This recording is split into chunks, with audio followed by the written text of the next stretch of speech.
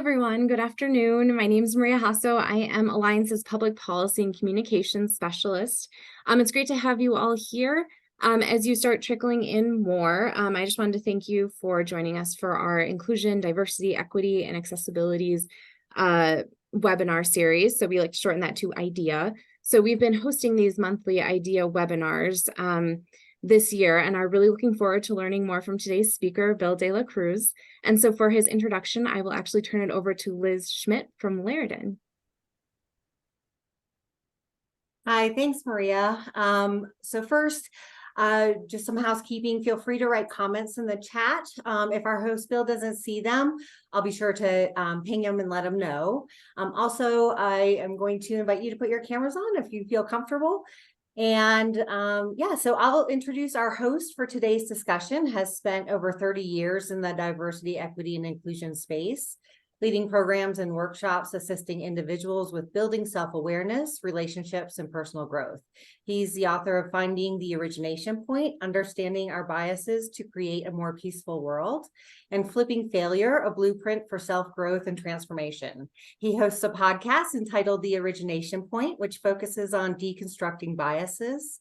He works with several public and private organizations, assisting in staff and leadership development and facilitating inclusion and belonging. At Lerden, we've had the pleasure of hosting his workshop, Understanding Race as a Social Construct, more than once.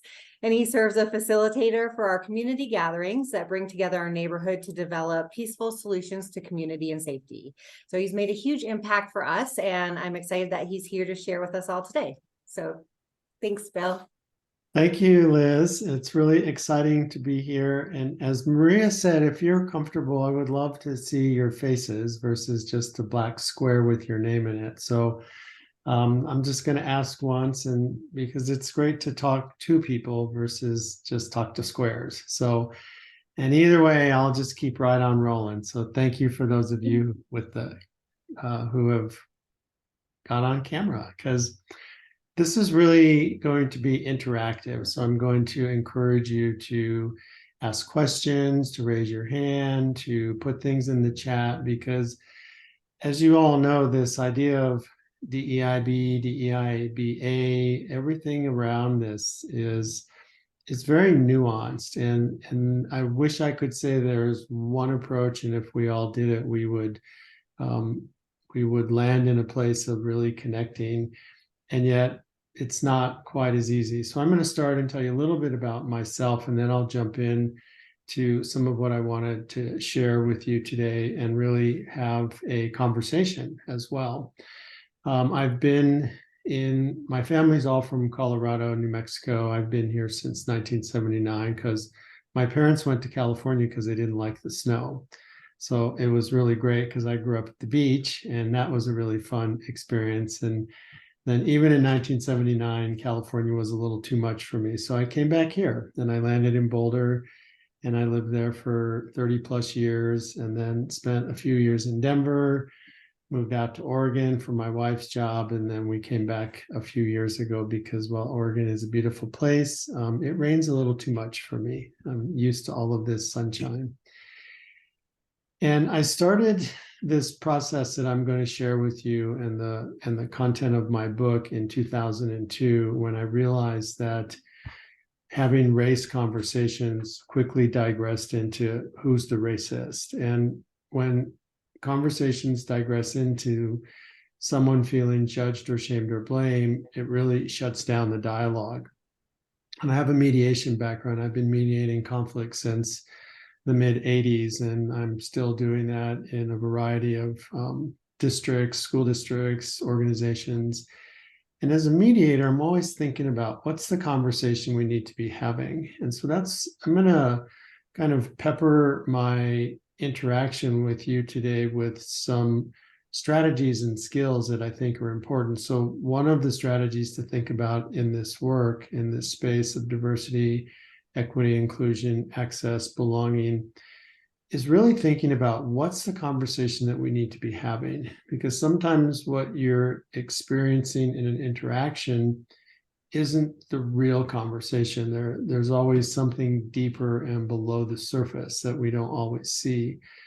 And so when I was involved in these race conversations in Boulder County, I just kept thinking about how can I facilitate something that is more genuine and keeps people engaged. And that's when I landed on what I call conversations on bias.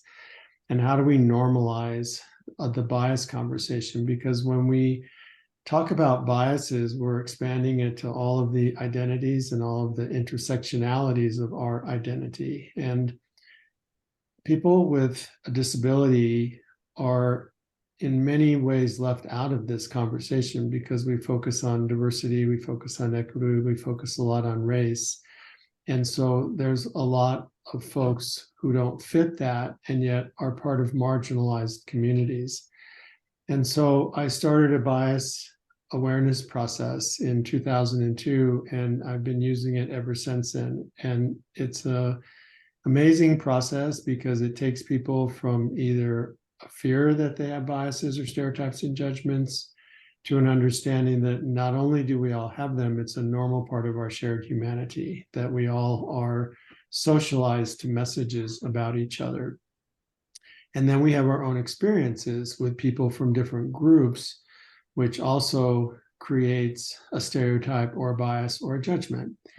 And so when I switched into having that conversation, I found that it was more engaging, that people learned things about each other, and that it created an environment where a change process can actually happen.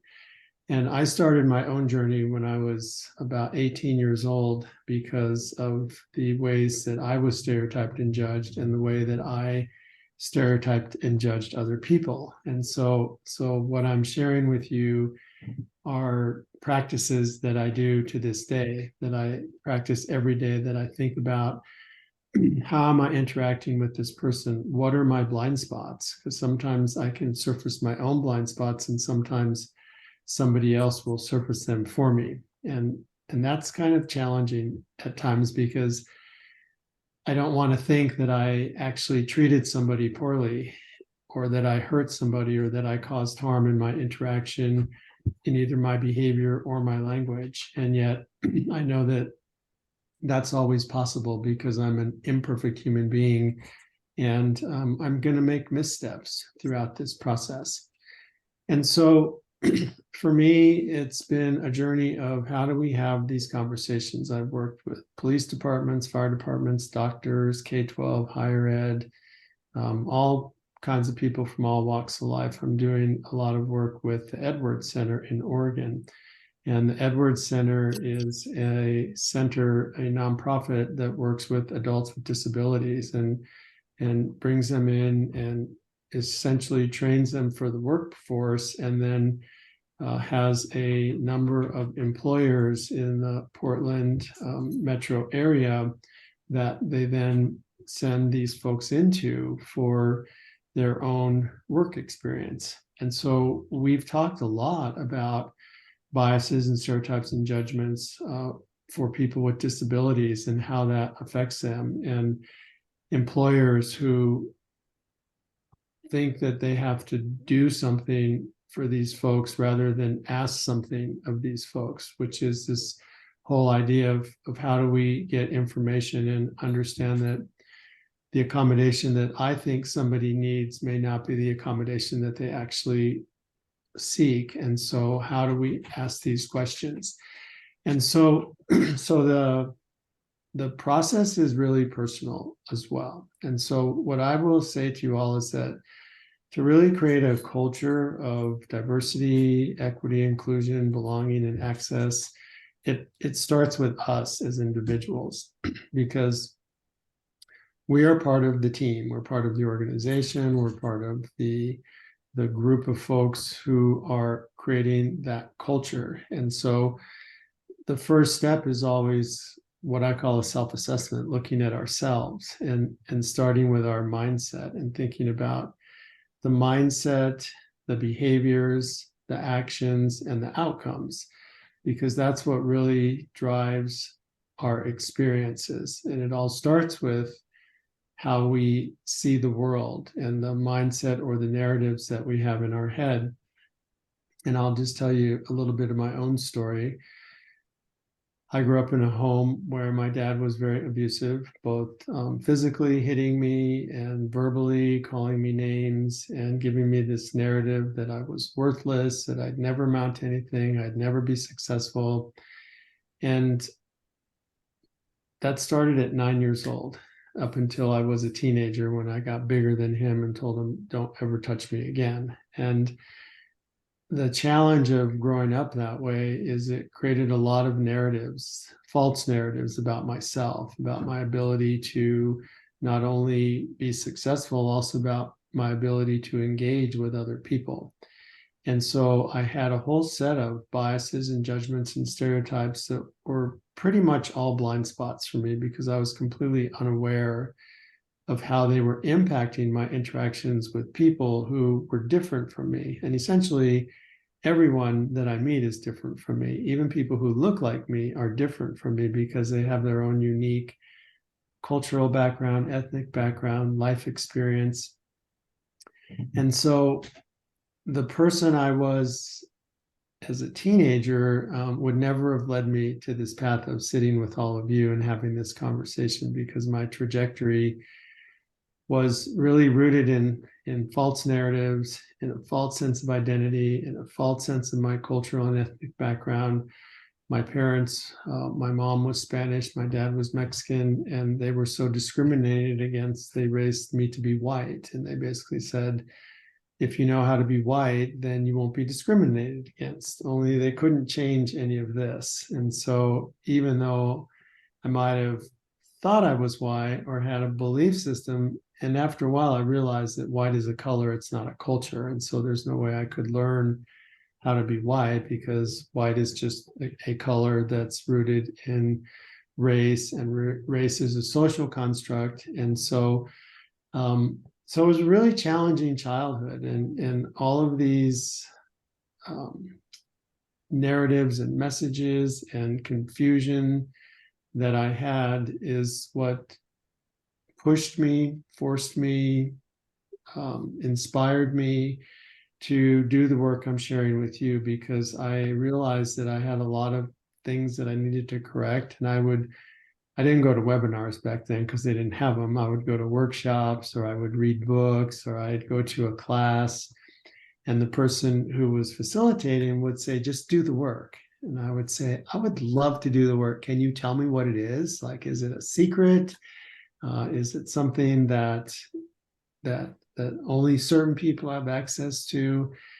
And after doing that, I realized that I've worked with a lot of people who've asked me that same question. I just don't know where to start. And that's a really great question to start with, is you start with yourself. Because if you can normalize the fact that as a human being, every living, breathing human being on the planet, we all have stereotypes, we all judge, we all categorize, and we all have biases. That's how we make shortcuts of our interactions. So I meet you and I just scan you, and then I make up an assumption about you, and then I say, where do you fit in my stereotypes, biases, judgments, and categories?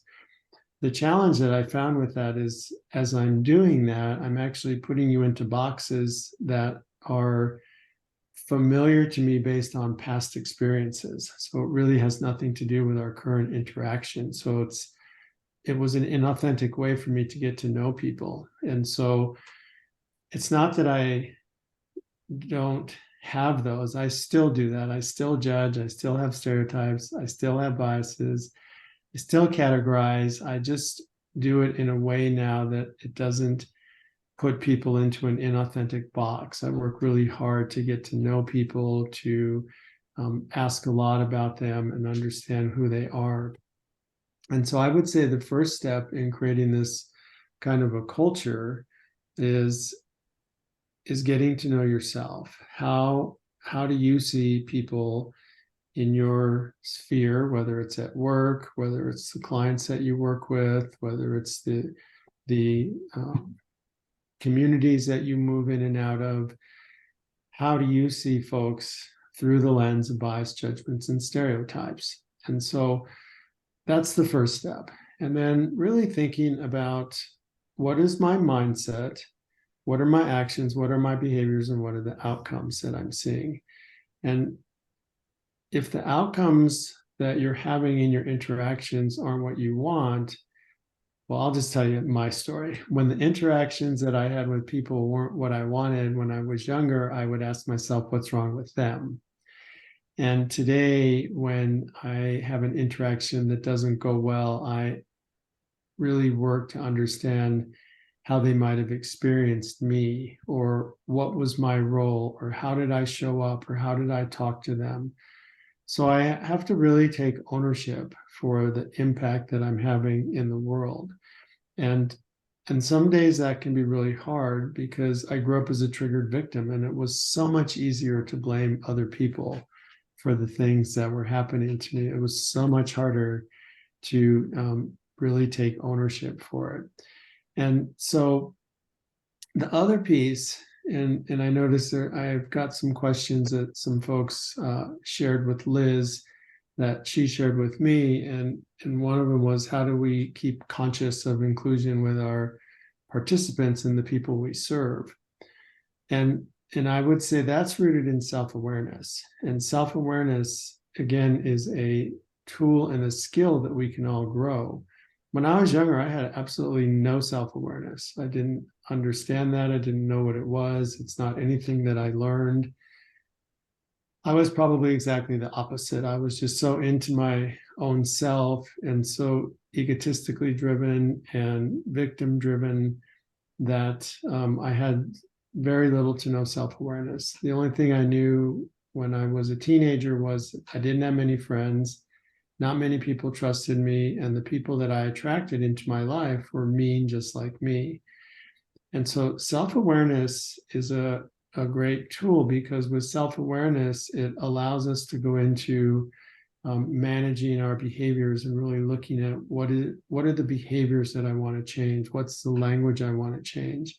It allows us to go into relationship management and then also social management. So really looking at the ways that we show up and interact with whoever it is, our participants, our clients, the employment folks that we send people to, our best friend, our significant others, our children. I use these skills in and out of my day in all of the environments that I'm in. And so while I'm sharing with you in relation to your role in working with adults with disabilities and folks who are going out into employment with individuals who may not understand this group, it really is designed around creating life skills, skills that can be used by ourselves throughout our lives. And so self-awareness, critical self-reflection, those are two of the greatest tools that have supported me in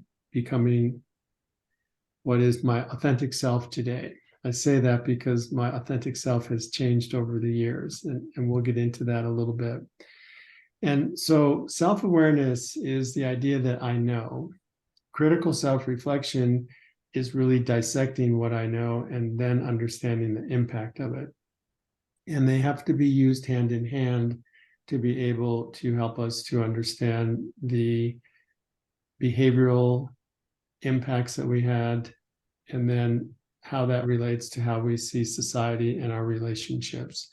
And so that's really the first step. A lot of times I work with organizations and they want me to just fix something. Like, can you fix our culture? Can you make us more inclusive?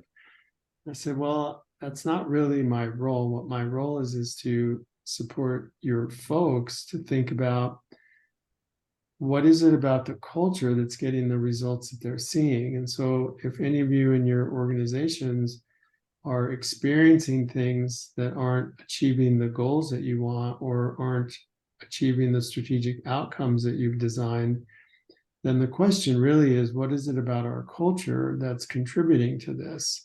And when you ask that question, then we have to go into what is it about us who are creating this culture? And that can be a really challenging question, because it's a lot easier to say what's wrong on the outside versus what's challenging me as an individual? How am I contributing to this culture that we're seeing? And it's especially challenging today because we all live in on a very divided planet. And it's fully embedded our organizations, our schools, our workplaces, and it's created almost a fear of speaking up. And so I want to stop there and see if there's any questions, comments, thoughts, anything you want to put into the chat. I always like to do this just to get an idea what people are thinking. So if you want to share something, I'm open to it. And if not, I'll just keep rolling.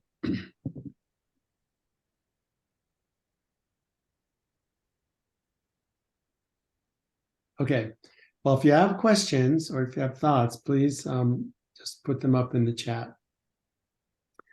So, oh, there we go.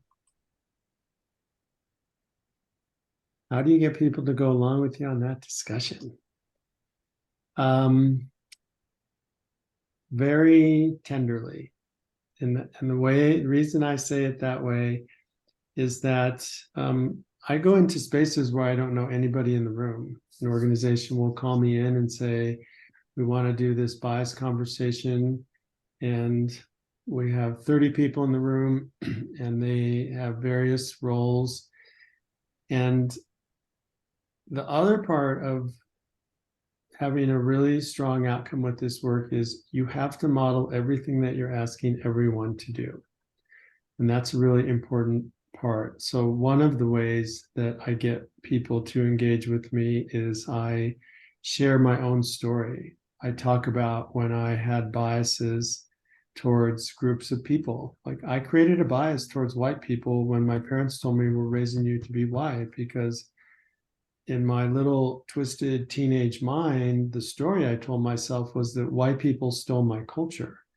And so it created a bias against white people for 10 or 20 years of my life that really impacted my interactions and my ability to trust white people. It didn't matter what gender they were, what they looked like, how old they were, because in my head, the story I told myself was they took something from me.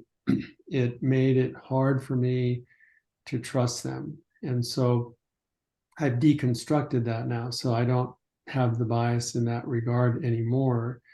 And I use the word deconstruct intentionally because another piece of this work that's not always understood is that it's impossible to ever be unbiased. There's only 2 times that I'm unbiased, or I don't judge and I don't have stereotypes. And anybody know when those are? You could throw them in the chat. 2 times in our lives that we're not biased and we don't stereotype and we don't judge. Any ideas? One is birth and the other one is death. Yes, Tom, thank you. Birth and death. In between that time, I have all of these things. And so I get a chance to work on them every day.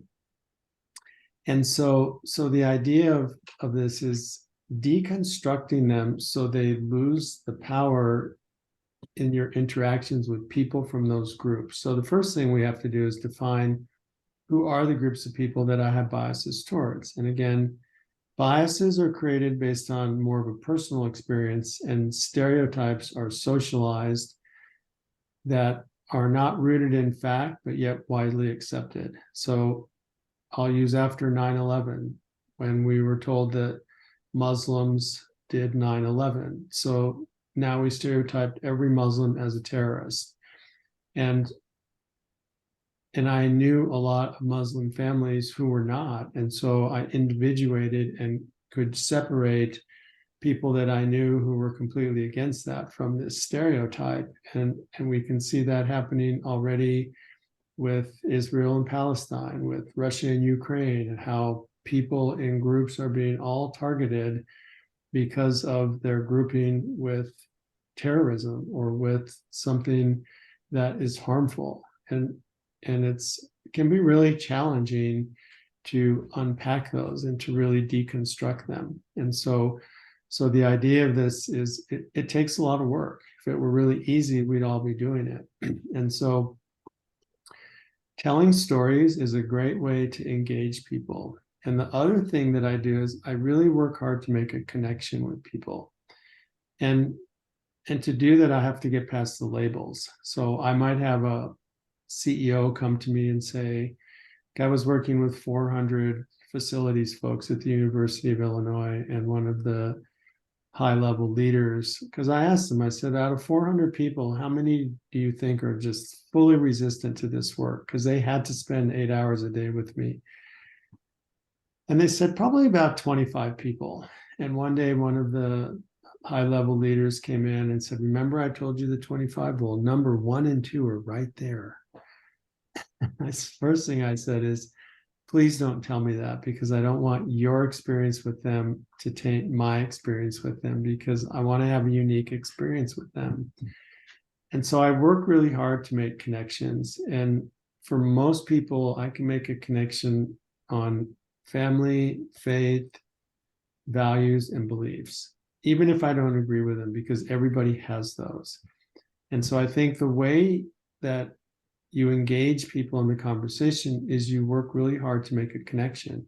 And if we're labeling each other, we run the risk of having that label overpower our ability to be inclusive. Now, when I say make connections, it doesn't mean that you agree with everything that's being said. It means that I can say, wow, that's really interesting. We have a different perspective on that particular topic. And because you're part of my community, part of my organization, I'm going to treat you with dignity and respect. And so the way to get people in the conversation is to engage them. Don't make them feel wrong. I can't tell you how many times I've heard this question. It just hurts my heart. It was mostly from white men, but recently even from white women who have asked me when I go in to do a workshop, they asked me, is this one of those trainings where I'm going to be told I'm a racist because I'm white? And that hurts my heart, because I know that somebody came in and actually did that to them. And I say, nope, I'm not going to do that. I'm not going to call you anything other than a human being. And then I'm happy that you're here.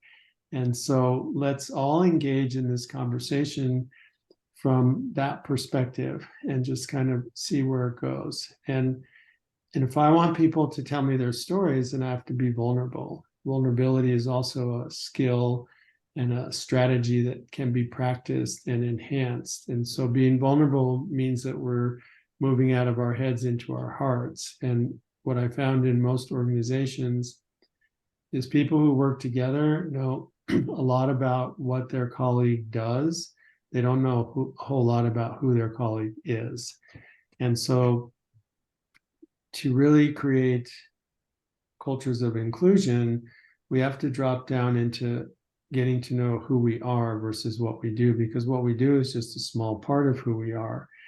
And so that's the way that I engage people. And then this next piece I want to talk about fits in with that, which is this idea of how do we create psychological safety and trust. So Amy Edmondson has done a lot of research and writing on psychological safety. And basically, it's a shared belief that the team is safe for interpersonal risk-taking. So if you're doing this work in your organization around diversity, equity, inclusion, belonging, access, how do you create a psychologically safe space? So it's basically a shared belief held by members of the team that it's okay to take risk. It's okay to express your ideas and concerns, to speak up with questions, to admit mistakes, all without the fear of negative consequences. That's the biggest part of that definition, is that has to all be done without fear of negative consequences. So if I say something,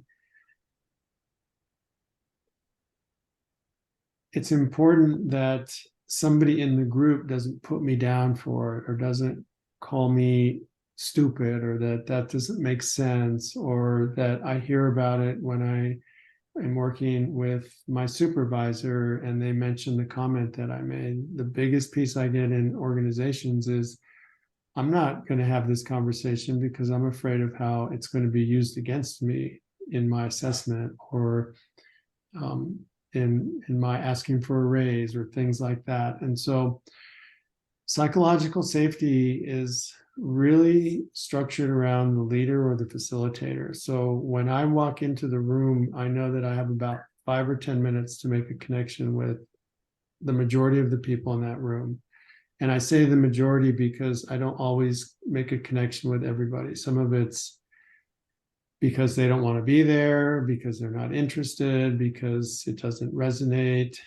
Some of it might be that they don't want to hear it from me. I'm working really hard to create that. So I have to be conscious of my own impact and the behavior and the way that I set up the room and the way that I step into this whole conversation. So I talk about the idea that this is not a workshop where you're going to be called names or you're going to be dehumanized or denigrated for perspective or a way of being. And I really want to create a space where you can be your most authentic self and talk about the things that are important. And I know it works because while I have these groups and they don't always bring me their personal stuff, when we take breaks, people within the groups will come up to me and tell me a really personal story that they didn't want to share with their colleagues, and yet they were willing to share with me. So that's kind of an indicator that I've created this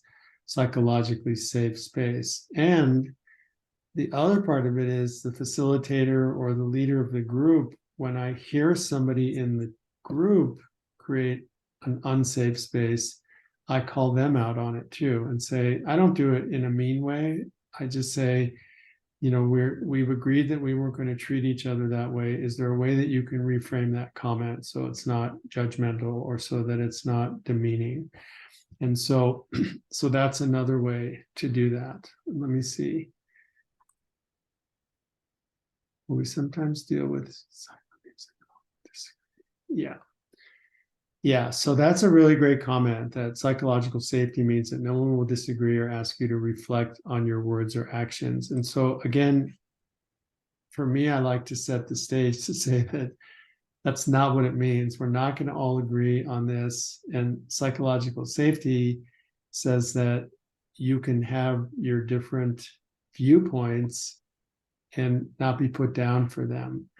And in fact, the one thing that I've learned in this work is that it's going to create conflict also, because we're asking people to go into those deep feelings. And so there is an opportunity to say, tell me more. You know, what does that mean for you? How did you create that belief or that value system? Or what were your experiences with people from that group? So again, the way that I set up the initial conversation is really key to people's level of engagement. So not only saying I'm creating a psychologically safe space, also saying here's what it looks like. And so I'm going to share some questions and maybe you can share them in the chat, and I'll share these with Liz to also give to all of you, because you have to also assess the psychological safety of your own group. So if you're embarking on this in your groups, in your organizations, one of the questions you can ask is, how concerned are you about making mistakes at work? For people who are really, really concerned or almost afraid of making mistakes, it's a clear indicator that that's not a psychologically safe place. I could tell you that when I worked for Denver Public Schools for 12 years, I was really comfortable about making mistakes because we were a learning team, and part of that learning was that we weren't perfect at it and we're going to have missteps. True or false? Mistakes at work are not discussed and are heavily penalized. So if you think about your own organization, how would you answer that question? Mistakes at work are not discussed and are heavily penalized. And again, if that's false, then you probably have a more psychologically safe space. If it's true, then you probably have a less psychologically safe space. And remember that it's rooted in people's experiences and perspective. And so if I had some folks who said, well, that's absolutely true in our place here, that we don't discuss them, but I get penalized for making mistakes. And as a leader of that team, I really want to understand what do we need to do so that that's not the outcome? Because mistakes are the greatest opportunity to learn. And when I make a misstep, it's an opportunity for me to learn something new about who I am, about how other people experience me, and about what just happened. How comfortable do you feel offering a different perspective than your teammates, whether that teammate is a lateral teammate or whether that teammate is your supervisor? I think having different perspectives up is a little more challenging than lateral, because you might have a relationship with the folks on your team that have similar job descriptions and a different relationship with your supervisor. And so really thinking about these 3 questions. How concerned are you about making mistakes at work? True or false around mistakes at work are not discussed or heavily penalized? And how comfortable do you feel offering a different perspective than your teammates? And why is it important to have psychological safety? It's because that's one of the most important drivers of team effectiveness. So if you have teams that are in conflict or are not being as effective as you think they could be or should be, I'd explore this idea of psychological safety. It leads to a reduction in turnover, higher life satisfaction, less stress.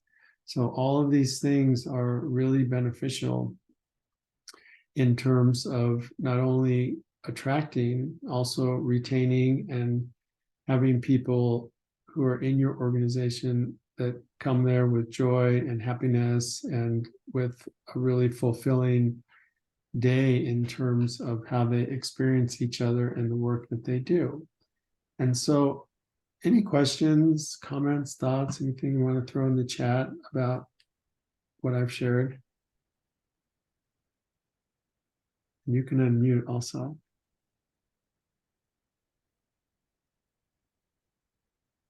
Okay.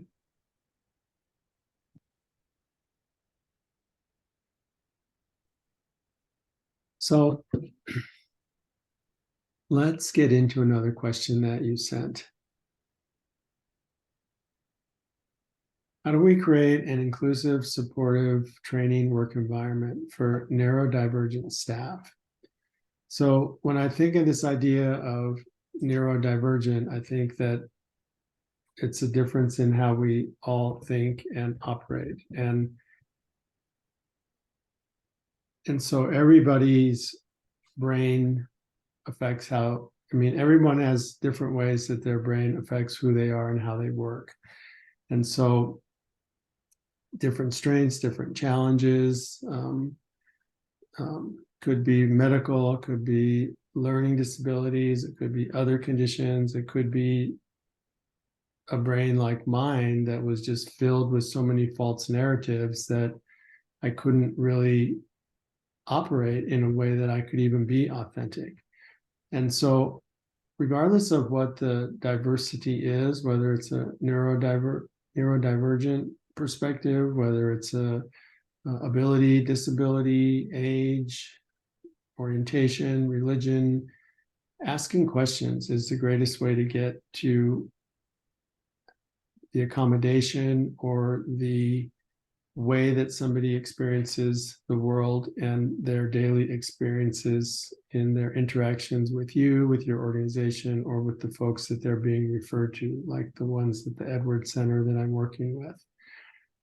And so being inquisitive is another way to do that. I know that you have ways to submit accommodations in jobs and job accommodation networks. So I'm thinking more about, before folks even get out into the workplace, how are we interacting with them and understanding what their ways of thinking are, what supports them, and how can we best understand it without judgment, shame, or blame, and really just understand that everybody has a different way of doing things. And so asking questions is a great way to do that. And if somebody's afraid, there's something about the culture that we have to look at. And if somebody's afraid of, well, how is this going to reflect on me, then that's indicative of the culture. And so we have to really be able to look at what is the culture that we have, what's our current state. And again, it goes back to that psychological safety. I don't mean to keep bringing that in, but if you have a psychologically safe space, people should feel safe to do that. People should be able to share what their limitations are, what their growth areas are without any fear. And so that's a really important aspect of this. And so it could be a question: are you afraid to ask for an accommodation, either in our organization or in the places that we place you for your work environment? And if the answer is yes, then we need to start to look at our culture a little bit. Using surveys is great. I use a lot of surveys. My challenge with surveys is that a lot of people want to just be anonymous. And again, being anonymous is another indication of a culture. And so I like them. And yet, when I just did a whole culture survey with an HR department in a school district, and there were 58 people and 41 people answered it. About 25 of them put their name to it and the rest didn't. And they actually stated, I didn't put my name down because I don't want to have repercussions, or I don't want it to come back at me that I had this comment. So surveys are a great way to gather information. And then I would still submit that you have to have a conversation with folks to kind of do a theme analysis, or look at what came up in terms of the ways and the reasons why people don't feel comfortable putting their names to things. So another question is, how do we handle resistance? And I wonder if some folks could, either in the chat or just verbally, share with me, what type of resistance have you experienced, or what type of resistance do you think you will experience with your DEIA, IDEA, DEIB efforts? So many acronyms for this work. Anyone have a few you could share so I can be a little bit more specific? And again, you can either put it in the chat or just shout it out.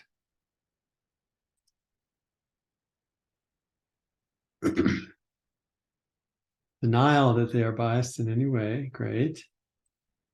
Others?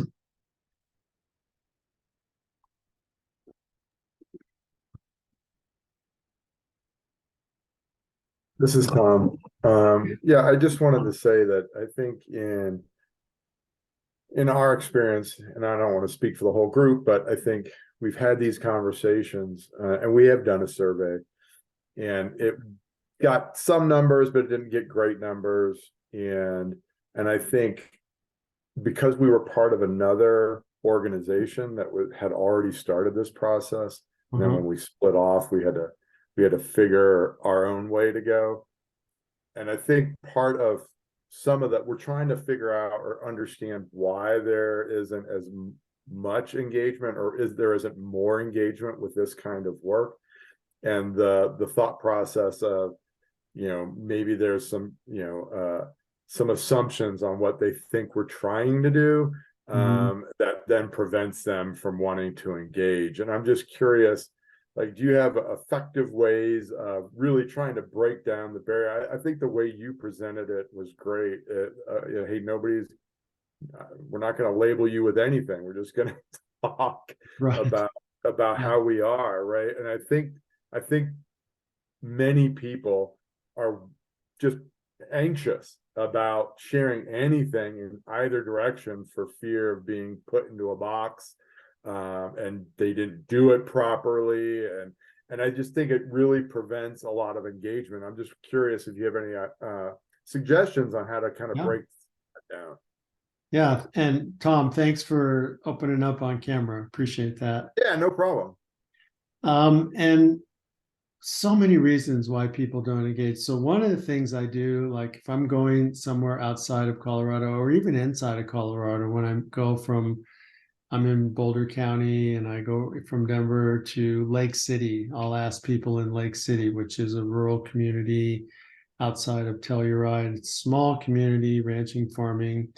And I'll say something like, so let's talk about geographic biases. When I told my friends from Denver that I was coming up here to Lake City, what do you think some of the things are that they said about you all up here in Lake City? And they go on about, oh, we're a bunch of country bumpkins, or we don't know anything. And so I work to first start kind of higher level before I take it to the individual. So what are biases you've heard about people from this group or people from this part of the country? So part of what I'm really doing is thinking about, how do I normalize this conversation? And so I bring into the conversation as well that, back years ago, research around biases, we used to think that it was abhorrent and people did it intentionally. And what we know today is that they're just a normal part of our humanity. And for most of us, we're not intentionally trying to hurt somebody.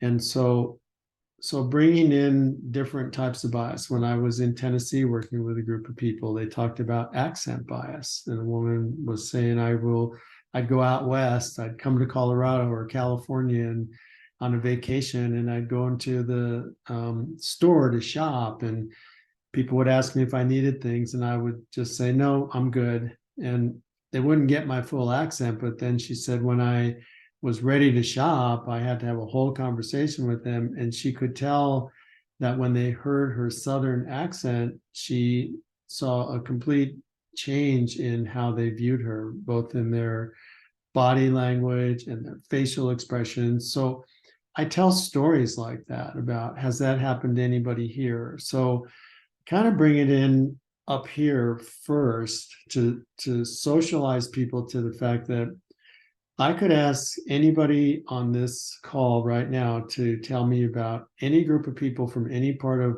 probably the whole world, but for sure this country. And we could all come up with a set of biases about New Yorkers or Californians or people who live in Boulder. And so I bring it in that way. And sometimes the group can do it. I had one guy come in to a workshop and he was a little bit late, and he said, I'm not really sure why I'm here because I don't have any biases. I was like, okay, great. Well, I'm glad you're here.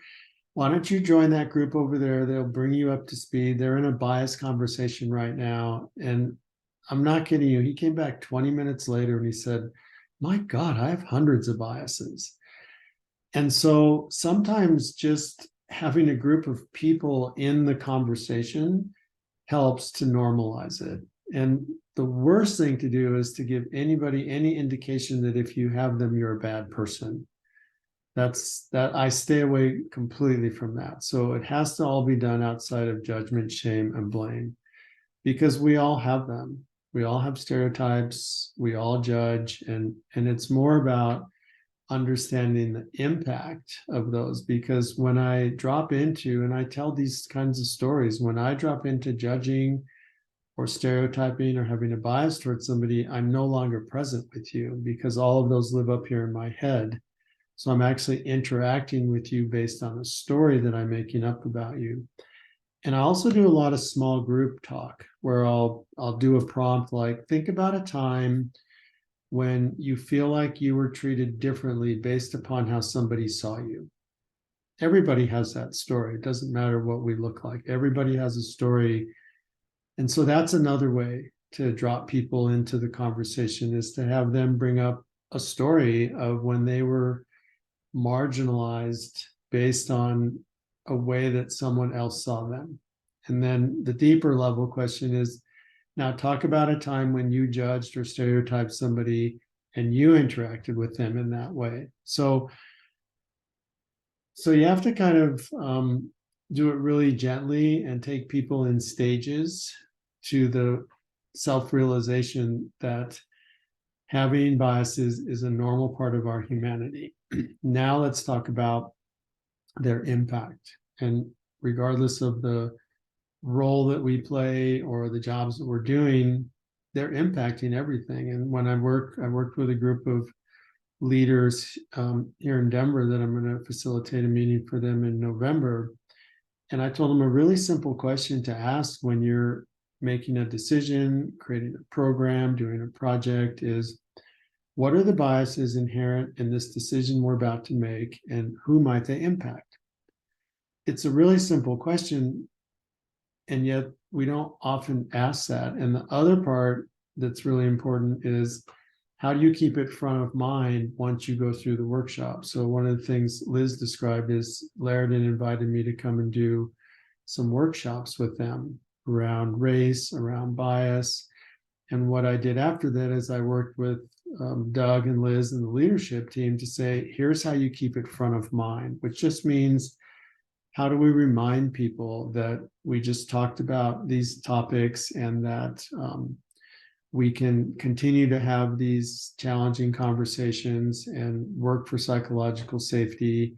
And so that it's not just a workshop that we went to, it becomes more of a way of life or a way of building that culture. And sometimes I'll go in and people say, whoa, oh yeah, you're here because we're the problem. I said, no one ever told me you're the problem. I'm here because culture is really important, and it has to be done really intentional. So what you connect it to in your efforts in your organizations is really important. So does that help, Tom? Yeah, okay. Absolutely, I appreciate that. Thank you. Yeah, and you're going to always have resistant people. I had one guy who was in my 8-hour workshop, and he read his paper loudly for 8 hours. And if you've never heard somebody read a paper loudly, he basically had a newspaper in front of him. Every 5 minutes, he would take the page and just turn it so loud, it distracted me. And I had 25 people in the room, and I had to think about, okay, how much attention do I want to give this person? Because if I distracted my energy to focus on his behavior, then I would take away from the other 20 people who were in the room. So I just decided to let it go. I let him read his paper loudly. He was muttering under his breath the whole time, left me a really nasty note when the workshop was over.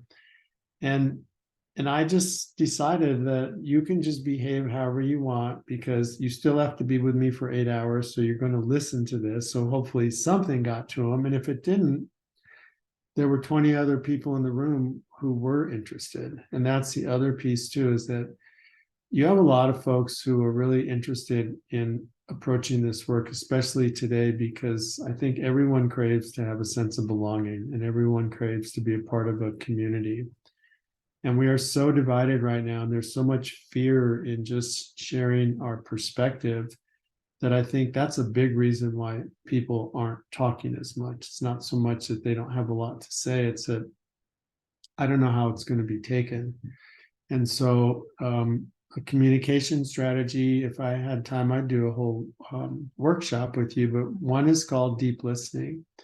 And it's this idea of whether you're listening to react or whether you're listening to respond. And so a reactionary listener is, and this might be someone in this room, I don't know. I usually ask people, how many of you have ever been in a conversation where you thought about what you were going to say before the other person was done talking? Anyone here ever done that? Oh, we all do that. And so the idea of that is, if I'm having a conversation with Liz and I'm thinking about what I want to say before she's done, I should say something like, you know what, Liz, that's kind of interesting, but I'm not listening to you anymore, and I'm ready to tell you what I think. Now, that would be rude, so we wouldn't really say that. And yet the reality of my brain is that when it kicks in to think about what I want to say, my ability to deep listen is over, because I'm up here in my head. And you can pretty much tell the person that you're talking to has not really paid attention to you, but's been thinking about what you want to say. And what happens is, when your mouth just starts to close, theirs will open almost immediately. And you can pretty much bet that they were thinking about what they wanted to say as you were speaking, where the opposite of that is being responsive. And being a responsive listener means that you're actually driving the train of thought of the other person as deep as they want it to go before you interject yourself into the conversation. So deep listening, purposeful conversations, 4 questions. What's the purpose of the conversation?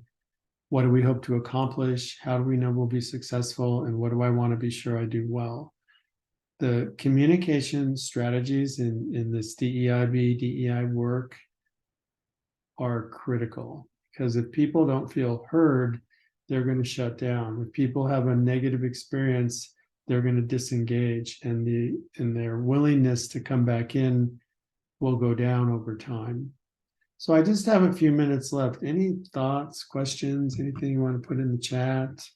Something that you're thinking about? For those of you that I can see, it looks like you're thinking about things. And anybody want to share anything before we finish up?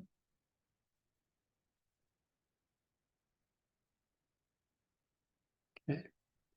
Well, I don't know if I'm going to turn it over to Liz and Maria, but I'm going to put my contact information in the chat. This is what I do, and if it's of interest to you, you can see in the chat everything that I do. And I just really want to appreciate you all for taking on this work, because it really is, I think, what we need to create more inclusive and belonging and accepting, not just workplaces, communities, and people. And my gosh, the world could use more people who have a sense of belonging and feel included and can accept each other. So thank you for everything that you do. And I'm a resource. If you need anything, please reach out. You have all my contact info. And Liz or Maria, whoever wants to finish us up, that'd be great. Thank you so much for inviting me. Yes. Yeah, we wanted to thank you, Bill, for sharing all of your wonderful knowledge with us. Yeah, we are a work in progress at Alliance as well when we're doing this idea committee. So if anyone's interested in, continuing conversations like this, we do it monthly. And, Bill is one of the many wonderful people that we get to hear from monthly as well. So feel free to reach out to me more about the idea committee.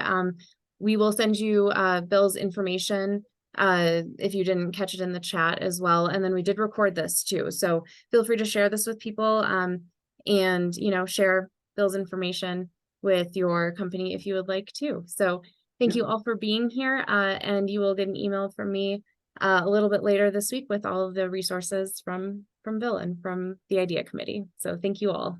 Have a good afternoon. Take care. Have a good day, Bye. everybody.